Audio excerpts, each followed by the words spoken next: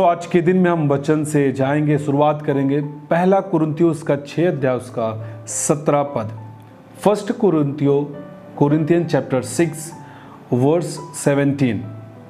पहला कुरिन्थियों का 6 उसका 17 हम देखेंगे बाइबल क्या कहता है। देखिए यहाँ पे लिखा है, जो प्रभु की संगति में रहता है वह उसके साथ एक आत्मा हो जाता है। हम दोबारा पढ़ेंगे, आप सब ध्यान से सुने।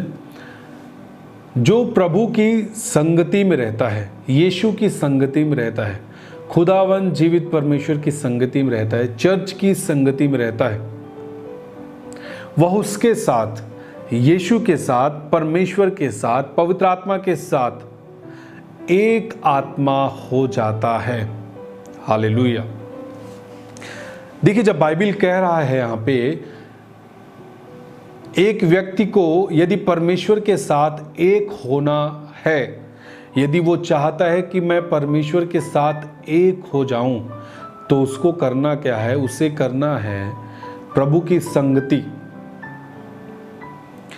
और याद रखें, जब हम इस बात को सीख रहे हैं, बाइबल कहता है वह उसके साथ एक आत्मा हो जाता है। जानते हैं, मैं आपको यदि बताऊं, एक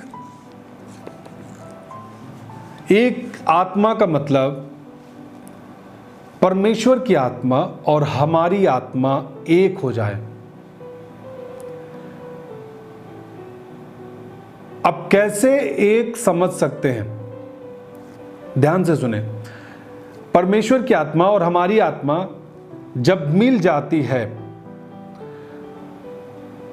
और जो काम जो दिखता है वो एक जैसा दिखता है, मतलब अगर परमेश्वर काम कर रहा है वो आपके आत्मा के द्वारा दिखेगा।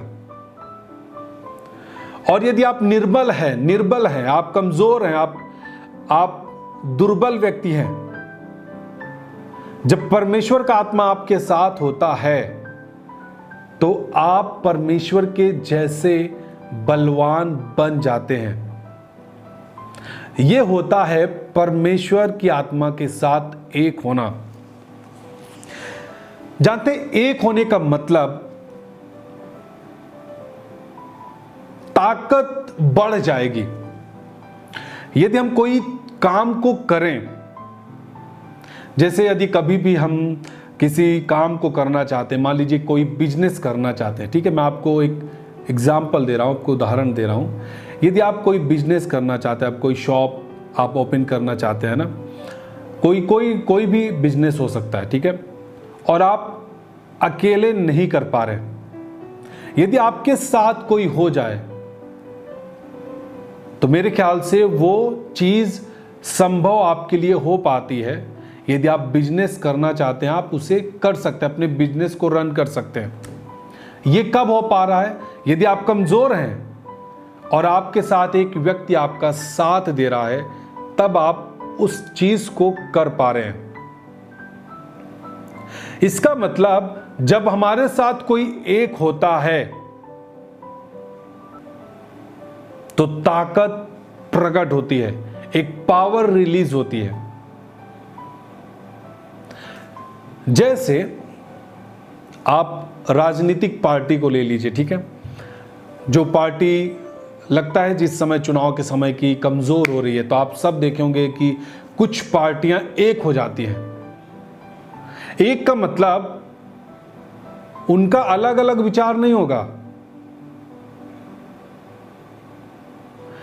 एक का मतलब जब वो एक हो जाते हैं, वे पावर में आ जाते हैं। आपने देखा होगा, जब भी कोई पार्टी एक साथ हो जाती है, कुछ पार्टी एक साथ हो गई, मान लीजिए कोई एक पार्टी कमजोर है, एक बड़ी पार्टी अगले पार्टी के साथ आ गई, तो क्या होगा? इसका भी वैल्यू बढ़ जाता है। जो कमजोर पार्टी होती है उसको भी एक पद मिल जाता है। हालेलुया। दूसरी बात, आपने देखा होगा कभी भी जब गांव में कोई झगड़ा लड़ाई कुछ भी होता है, अगर एक व्यक्ति के साथ एक व्यक्ति, मजबूत व्यक्ति साथ खड़ा है और जुड़ा है, उसके साथ एक सोर्स वाला व्यक्ति, पावर वाला व्यक्ति साथ है, तो वो कहते हैं नहीं नहीं उससे मतलब, क्योंकि वो उसके साथ है, वो दोनों एक हैं। कई कई बात होती है, कुछ एक जगह कोई लोग इकट्ठे बात कर रहे हैं अटैक करने के लिए अगले पे, कि हम उसके ऊपर अटैक करेंगे, ठीक है। लेकिन कोई कहता है कि नहीं नहीं अटैक मत करना, क्योंकि जो एक व्यक्ति है बड़ा आदमी वो उसके साथ एक हो गया है।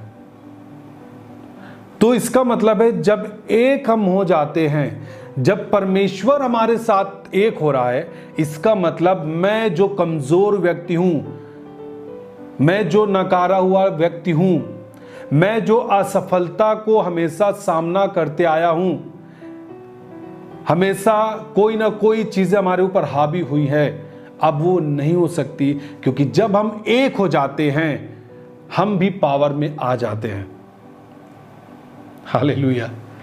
जो शैतान आपके ऊपर हावी होता था, जो शैतान के अटैक आपके जीवन में होते थे, वो चाहे बीमारी के रूप में हो, चाहे गरीबी के रूप में हो, चाहे आपको नशे में लेके जाए, आपको गंदी लत में लेके जाए, लेकिन जब परमेश्वर की आत्मा आपके साथ एक हो जाती है, वो शैतान आपके ऊपर अटैक नहीं कर सकता है।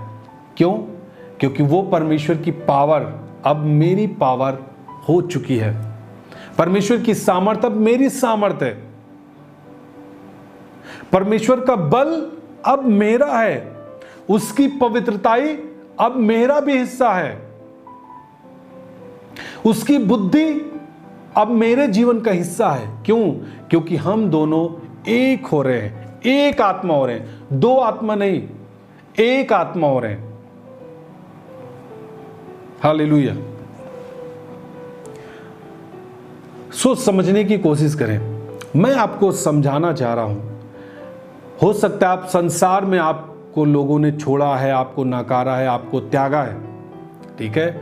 आपके बहुत सारे बैरी हैं, लोग आपको जानबूझकर आपको बहुत सारे आरोप लगाते हैं आपके ऊपर, आपको सताते रहते हैं, आपके ऊपर बहुत सारे लोग हावी हैं। लेकिन मैं आपको बता रहा हूं, जब परमेश्वर आपके साथ एक हो जाता है, उस चीज को आप जय को देख पाते उस जगह में।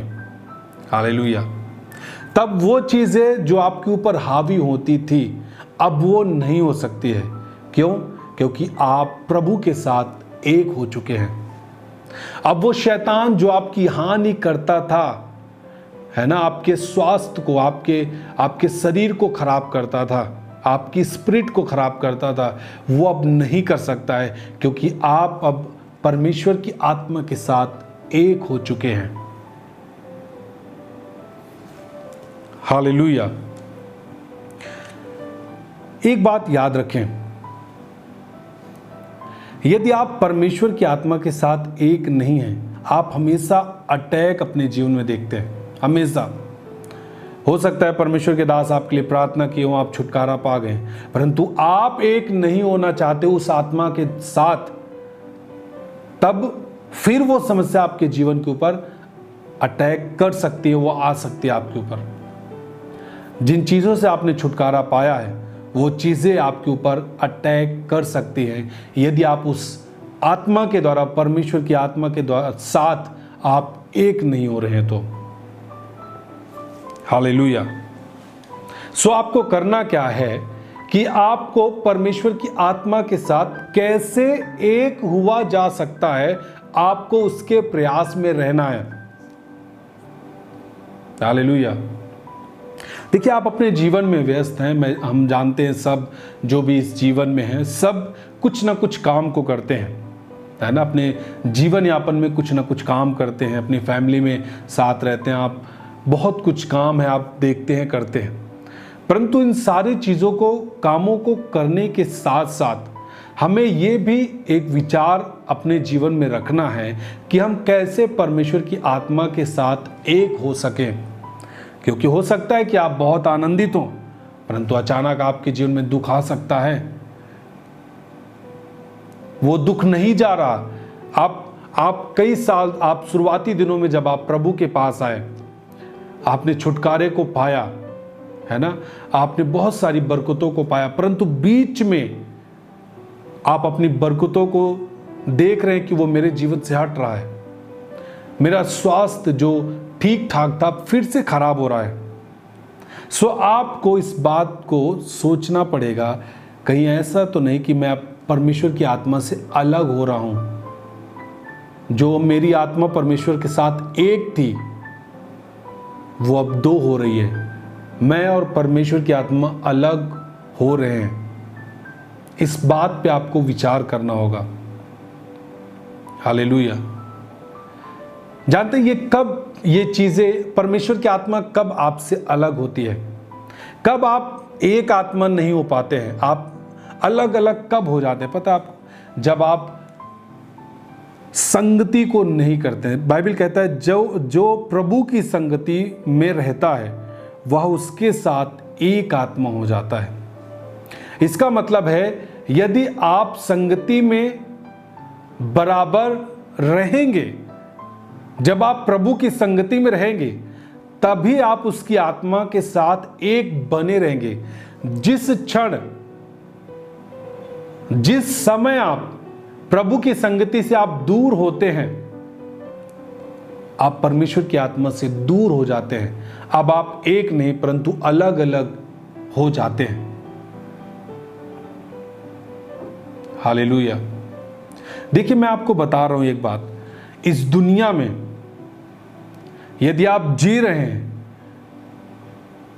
तो आपको परमेश्वर की आत्मा के साथ जीना होगा, तभी सारे चीजें आपके जीवन में संभव हो पाएंगी। आप परमेश्वर के साथ एक आत्मा होंगे। जो आपको असंभव दिख रहा है ना, वो आपके लिए संभव होने पाएंगी और आप दूसरों के आशीष के कारण बनने पाएंगे यीशु के नाम में।